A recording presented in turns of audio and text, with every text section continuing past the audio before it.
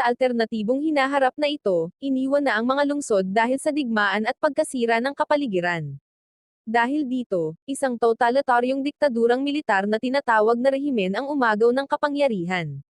Lahat ng taong wala pang 18 taong gulang ay kinukuha mula sa kanilang mga pamilya at ipinapadala sa isang akademiyang militar kung saan sumasailalim sila sa brutal na pagsasanay at indoctrination.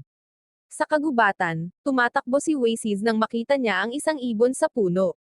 Inilabas niya ang kanyang tirador at naghanda na sanang bumaril, ngunit sa halip ay iniunat niya ang kanyang kamay habang pabulong na binibigkas ang isang salita sa isang katutubong wika. Sa kasamaang palad, lumipad palayo ang ibon. Tinanong siya ng kanyang ina na si Niska kung bakit hindi niya ito pinatay, at sinabi ni Wasis na nakikinig lamang siya rito. Nagpatuloy ang mag-ina sa kanilang paglalakad, at naabala si Wasis sa paligid kaya't naapakan niya ang isang patibong ng oso. Agad na nagmadali si Niska upang alisin ang patibong at takpan ang sugat bago tulungan si Wasis na makauwi. Ang kanilang tirahan ay isang abandonadong sasakyan na ginawa nilang bahay. Kinagabihan, nabahali si Niska dahil patuloy na dumudugo ang sugat ni Wasis. Sa sandaling iyon, may narinig siyang ingay at pagtingin niya sa bintana ay nakita niyang may papalapit na drone. Sinabihan niya si Wasis na manahimik bago siya lumabas dala ang kanyang baril. Maingat na gumalaw si Niska, at nang makakita siya ng pagkakataon, pinabagsak niya ang drone. Nang bumagsak ito sa lupa, binaril niya pa ito ng ilang beses para makasiguro. Dahil alam niyang may darating pang mga drone, nag-impake si Niska ng kanilang mga gamit at umalis kasama si Wasis matapos sunugin ang kanilang tahanan. Tinatahak ng dalawa ang kagubatan, at nagreklamo si Wasis tungkol sa sakit ng kanyang binti, ngunit pinilit siya ni Niska na magpatuloy upang maiwasan ang panganib. Pagdating nila sa ilog, natagpuan nila ang kanilang bangka at nakatakas. Buong araw at gabi silang nagsagwan, at kinaumagahan ay nakarating sila sa isang lungsod na winasak ng digmaan. Sinabi ni Niska kay Wasis na hindi dapat makita ng kahit sino ang kanyang mukha, kaya't nilagyan niya ito ng panyo at pinanatili ang kanyang hood na nakatakip sa ulo. Habang palihim silang gumagalaw, narinig nila ang anunsyo sa mga loudspeaker na nagpapaalala sa mga lokal na ilegal ang pagtatago ng mga menor de edad at ibinaba na ang edad ng sapilitang pagkuha sa 4 na taong gulang. Nang papasok na sana ang dalawa sa isang abandonadong bahay, nakita sila ng kapitbahay at napansin niyang bata pa si Wasis. Isang takot na Niska ang humawak sa kanyang kutsilyo, ngunit tiniyak ng lalaki na wala siyang masamang balak at inihayag na itinatago rin niya ang kanyang anak na si Trey. Sinabi lamang ni Niska na kailangan nilang manatili sa sarili nila. Habang natutulog si Niska, palihim na lumabas ng bahay si Wasis at nakita si Trey na nakatayo sa malapit. Sinundan niya ito patungo sa hardin, at ipinakita sa kanya ng lalaki ang isang bumagsak na drone, sinasabing matagal na raw itong naroon. Gayunman, may naririnig na ingay si Wasis at iniisip niyang tila gumagana pa ang drone. Biglang umaandar ang drone, ngunit dumating si Niska sa tamang oras upang hampasin at sirain ito. Pagkatapos, hinawakan niya ang kanyang anak at kinaladkad pabalik sa bahay. Hindi nagtagal, dumating ang mga otoridad na kilala bilang mga Jengo at sinubukang kunin si Trey. Ipinilit niya at ng kanyang ama na 18 taong gulang na siya, ngunit gumamit ang mga Jengo ng isang aparato sa pulso ni Trey na nagpatunay na siya ay 15 taong gulang pa lamang. Kinuha si Trey, at napatay ang kanyang ama nang subukan nitong pigilan sila. Makalipas ang ilang panahon, nakarating sina Niska at Wasis sa isang palengke sa squatter, ngunit may ilang gwardya sa paligid kaya kailangan nilang magtago at mag-ingat. Ang malalaking screen sa mga pader ay nagpapakita ng walang hiyaang propaganda para sa rehimen, at nalungkot si Niska nang makita niyang ang dati niyang kaibigang si Pierre ang nagpo-promote nito. Biglang lumipad ang maraming drone sa ibabaw ng palengke at naghulog ng mga rasyon ng pagkain sa kalsada, kaya nagsiksikan ang mga tao upang makakuha ng hanggat maaari. Gayunman, itinago ni Niska si Wasis. Habang abala ang lahat, dinala ni Niska si Wasis sa bahay ng dati niyang kaibigang si Roberta. Pagkatapos yakapin si Niska, naalala ni Roberta kung paano si Wasis noong bata pa siya, at hinayaan niya itong pakainin ang kanyang pusa upang mailihis ang atensyon nito. Pagkatapos, nag-usap ng pribado ang dalawang babae sa kusina, at sinabi ni Niska na kailangan ni Wasis ng gamot dahil nahawahan ang kanyang sugat. Ngunit ipinaliwanag ni Roberta na binabantayan na ngayon ng mga Jengo ang mga klinik. Binanggit din ni Niska si Pierre, at ibinunyag na siya ang anak ni Roberta. Nang ipakita ni Roberta kay Niska ang larawan ng pagtatapos ni Pierre sa akademya, sinabi niyang baka dapat pumasok din doon si Oasis. Sa ganitong paraan, makakakuha siya ng pagkamamamayan at mas magandang buhay. Tumanggi si Niska dahil nangangahulugan iyon na hindi na niya muling makikita ang kanyang anak. Kinabukasan ng umaga, nagising si Niska nang marinig niya ang mga sasakyang Jengo na pumapasok sa palengke. Sinimulan ng mga opisyal na suriin ang bawat taong nasa kalsada, at hindi malaman ni Niska ang gagawin dahil patuloy na lumalala ang kalagayan ni Oasis. Ipinunto ni Roberta na maaaring mailigtas ng mga Jengo ang buhay ng bata. Kaya sinabi ni Niska sa kanyang anak na kukuha siya ng gamot at lumabas ng bahay. Sinabi niya sa mga opisyal na may menor de edad sa bahay na iyon at tumakbo palayo habang dinadala nila ang bata sa akademyang militar. Nang makahanap siya ng isang pribadong lugar, tuluyang bumigay si Niska at napaiyak. Pagkalipas ng 10 buwan, namumuhay si Niska ng mahirap sa isang lumang apartment. Naging kaibigan niya ang mga lokal, at tuwing kumukuha siya ng mga rasyon ng pagkain, ibinibigay niya ang mga ito sa mga mas nangangailangan. Ginugugol ni Niska ang kanyang araw sa pagtatrabaho sa palengke, kung saan binibisita siya ng bago niyang kaibigan na si Randy, na nagsasabing may nahanap siyang bagay na magliligtas sa kanila at hinihiling na makipagkita siya sa kanya sa ibang pagkakataon. Pagkatapos ng trabaho, binisita ni Niska ang bakod sa labas ng akademya, kung saan may itinayong alaala para sa mga dinukot na bata. Ibinuhos ni Niska ang kanyang dalamhati sa pag-iyak bago idagdag ang paboritong laruan ni Oasis. Pagbalik niya sa bahay, nadatnan niyang may mga Jengo na naghahalugog sa kanyang gusali sa paghahanap ng isang grupo ng mga teroristang umatake sa akademya. Samantala, buhay at malusog si Oasis sa akademyang militar. Sinusunod niya ang bawat utos at nagsasanay kasama ang ibang mga bata nang walang problema. Sa loob ng 1 linggo, gaganapin ang araw ng pagpili, na nangangahulugang may ilang mapipili na ipadala sa Emerson State. Nang dumating ang oras ng pagbigkas ng panunumpa, hindi inulit ni Oasis ang mga salita. Sa kanyang silid tulugan, patuloy na dinaragdagan ni Oasis ang mga detalye sa mapa ng akademya na kanyang itinatago sa ilalim ng kanyang kama. Narinig niya ang isang batang babae na kinukuha, at nang gabing iyon, nabahali siya dahil hindi na bumalik ang bata. Makalipas ang ilang panahon, nakipagkita si Niska kay Randy sa isang bar. Ipinaliwanag ni Randy na may nahanap siyang tao na kayang magbigay sa kanila ng pagkamamamayan sa pamamagitan ng muling pagreprogram ng kanilang mga ID. Gayunpaman, hindi gusto ni Niska ang ideya ng pamumuhay sa Emerson dahil kailangan niyang makisama sa mga mayayamang mayabang. Nabago ang isip niya ni Randy nang ipunto nitong magbibigay ito sa kanya ng pagkakataong makita muli ang kanyang anak. Noong gabi na iyon, muling binisita ni Niska ang alaala at nakatulog. Nagising siya kinagabihan at nakita ang isang mailap na kabayo sa malapit. Dahan-dahan niya itong nilapitan at nagawang paamuhin. May iba pang mga kabayo na nakatali sa mga puno sa paligid, kaya sinubukan niyang ibalik doon ang nawawalang kabayo. Sa sandaling iyon, may narinig siyang tinig at sinundan ito hanggang sa matagpuan si Charlie na may dalang laptop at nagpapadala ng mga tagubilin sa pamamagitan ng mikropono.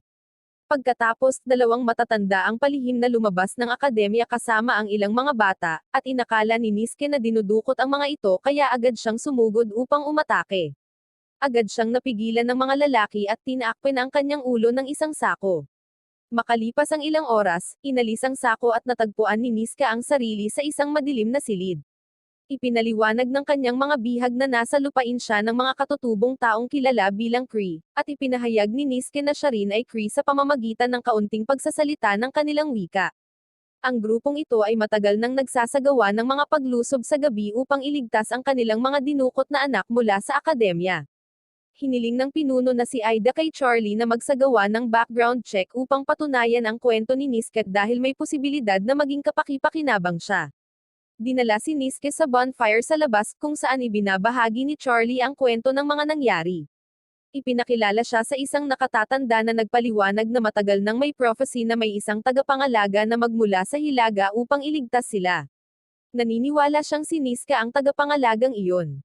Ipinagdiwang ng grupo ang mga nailigtas na bata sa pamamagitan ng musika, at nabusog si Niska. Nang oras na ng pagtulog, naghintay si Niska hanggang sa walang nakatingin at lumabas upang libutin ang kampo. May isang tolde na puno ng mga bata, at sa simpleng pagtanaw pa lamang sa kanila ay napaiyak siya. Hindi nagtagal, natagpuan siya ni Aida, at ikinuwento ni Niska ang kalagayan ni Oasis. Humanga si Aida sa kakayahan ni Niska na may tago ang kanyang anak sa loob ng mahabang panahon at tinanggap siya sa kanilang komunidad. Kinaumagahan, nais nang umuwi ni Niska ngunit sinabi ng mga lokal na nasa panganib si Oasis.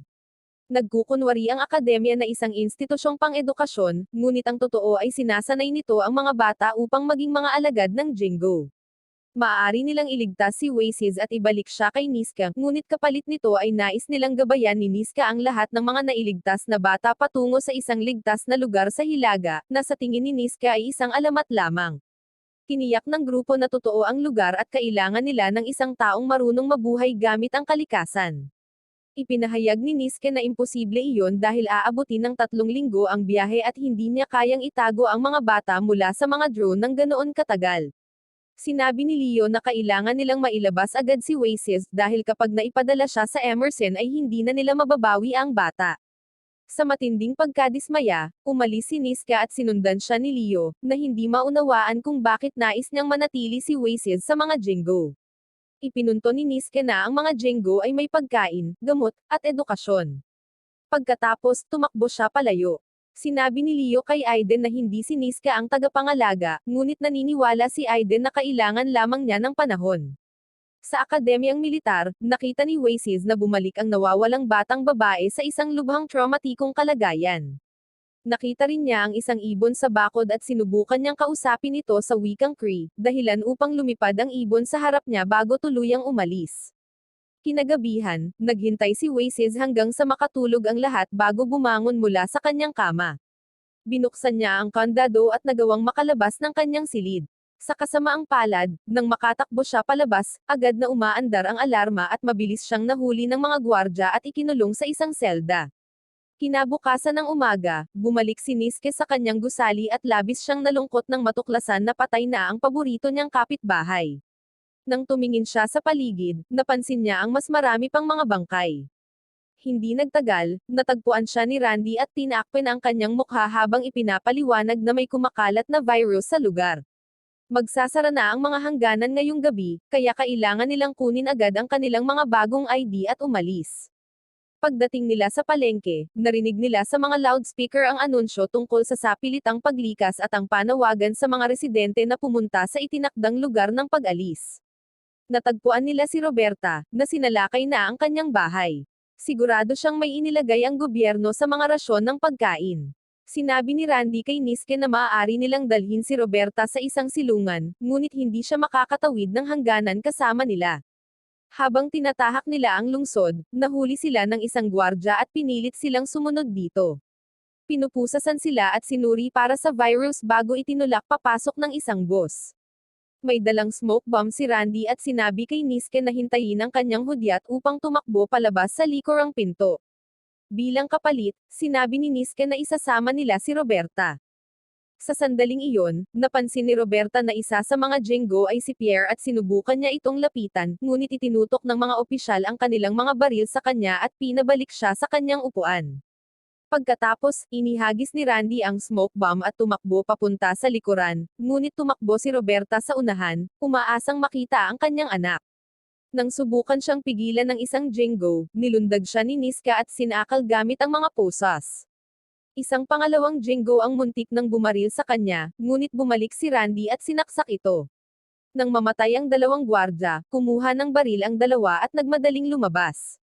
Dahan-dahan na nilapitan ni Roberta si Pierre, na may hawak na baril at litong sinabihan siyang umatras. Sinubukan niyang makipag-ugnayan sa kanya, ngunit iniinsulto siya ni Pierre gamit ang ilang salitang politikal at agad siyang binaril. Sinubukan ni Randy na tulungan siya, ngunit binaril naman ng isa pang Jingo ang kanyang kamay. Biglang nagsimulang mamatay ang mga Jingo, at nadiskubre ni Niska na dumating sina Leo at Somonis upang iligtas siya. Nagbigkas sila ng ilang tradisyonal na salita bilang pamamaalam kay Roberta habang napagtanto ni Niska na tama si Leo tungkol sa paghuhugas ng isip kaya pumayag siyang tumulong. Binalutan niya ang sugat ni Randy at humingi ng paumanhin sa pag-iwan sa kanya mag-isa bago sumama sa kanyang mga tao. Sa biyahe gamit ang sasakyan, napansin ni Niska na nadaanan nila ang mga checkpoint nang walang problema. Ibinunyag ni Leo na may password siya dahil ang kanyang ama ay isang diplomat sa enerhiya. Alam din niya ang tungkol sa virus at ipinaliwanag na gawa iyon ng Emerson. Naghahanda ang mga Jingo na magsimula ng digmaan at balak nilang gamitin ang mga bata bilang hukbo. Pagkatapos, ikinuwento ni Somonis ang alamat ng nakatatanda na nanalangin sa loob ng 4 na araw at 4 na gabi. Nagkaroon siya ng pangitain ng malalaking lamok na nagsama-sama patungo sa kanila at ng isang estrangherong magmula sa hilaga na magliligtas sa kanila. Samantala, inilabas si Oasis mula sa selda at ibinalik sa kanyang silid. Iniinsulto ng isang instruktor ang kanyang pinagmulan at ang kanyang mga tao habang tinatawag siyang Elizabeth sa halip na kanyang tunay na pangalan. Tinangka ni Oasis na hindi paniwalaan ang lahat, kaya ipinakita sa kanya ng instruktor ang isang 10 buwang gulang na video ni Niske na nagsasabi sa mga Jingo kung saan siya matatagpuan, dahilan upang mawasak ang kanyang puso. Pagkatapos nito, dinala si Oasis sa pagsasanay sa armas at nabasag niya ang record ng akademya sa pinakamabilis na pagbuo ng baril. Sinabi ng isa pang babae na cheater siya at tinawag siyang isang savage. Dahil dito, galit na galit si Wacy at inatake ito, walang awang binugbog. Tuwang-tuwa ang instruktor at hinayaan siyang magpatuloy ng ilang minuto bago siya pinigilan. Pagkatapos, tinanong ng babae kung may gustong humamon kay Wacy, ngunit walang tumayo. Tinanong niya si Wacy kung handa na siyang lumaban para sa kanyang bansa, at nang sumagot ang bata ng oo, inanunsyo ng instruktor na ipapadala si Wacy sa Emerson kinabukasan. Sa unang pagkakataon, sabay na binigkas ni Oasis ang panunumpa kasama ang lahat. Sa kampo ng Kree, biglang pumasok si Niske sa pribadong pulong ng konseho. Desperado na siyang simulan ang pagsalakay at nagtataka kung bakit sila naghihintay. Ipinaliwanag ni Aiden na nagtayo ang mga Jingo ng bagong mining road sa loob ng isang gabi. Papunta sila sa kanilang kampo, kaya kailangan nilang umalis ngayong gabi.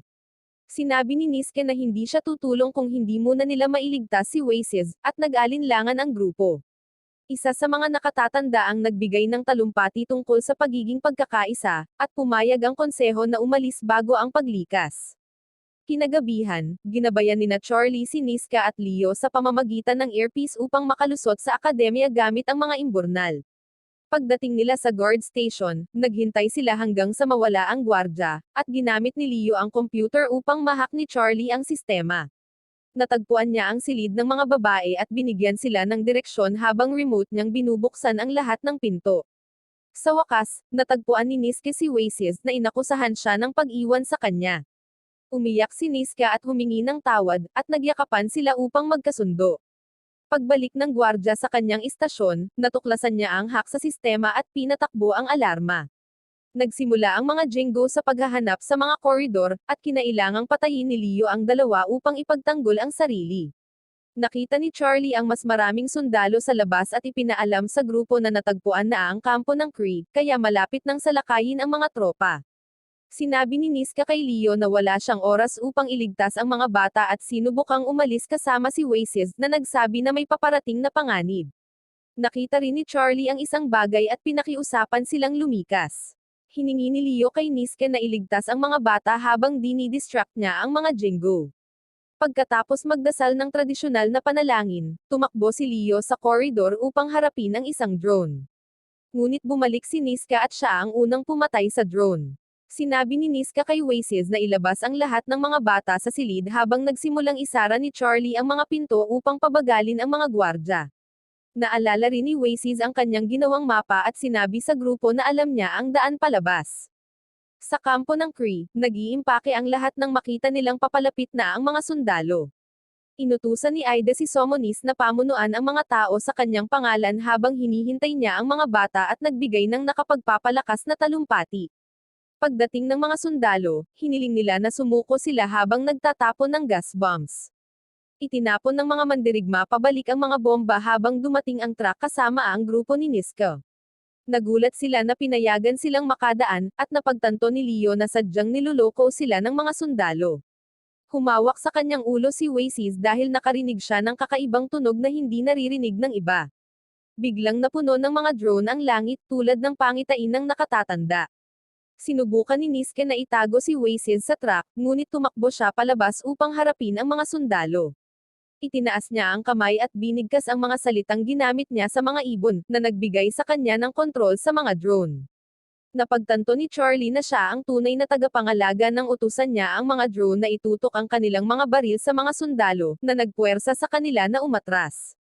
Nagsimula ng magdiwang ang Kree sa kanilang tagumpay, ngunit may isang huling sundalo na nagtatago sa mataas na damo. Sinubukang barilin ng sundalo si Wasis, kaya tumalon si Niska upang maging kalasag. Mabilis na pinatay ni Somonis ang sundalo, habang nagmamadaling pumunta ang lahat upang tingnan si Niska, na dahan-dahan na namamatay. Binigyan siya ng grupo ng kumot, at niyakap siya ni Wasis upang samahan ang kanyang ina sa huling sandali. Bumuo ang mga drone ng isang circle of life sa paligid nila. Wow naman! Doon nagtatapos ang pelikula mga idolo, salamat sa inyong panonood.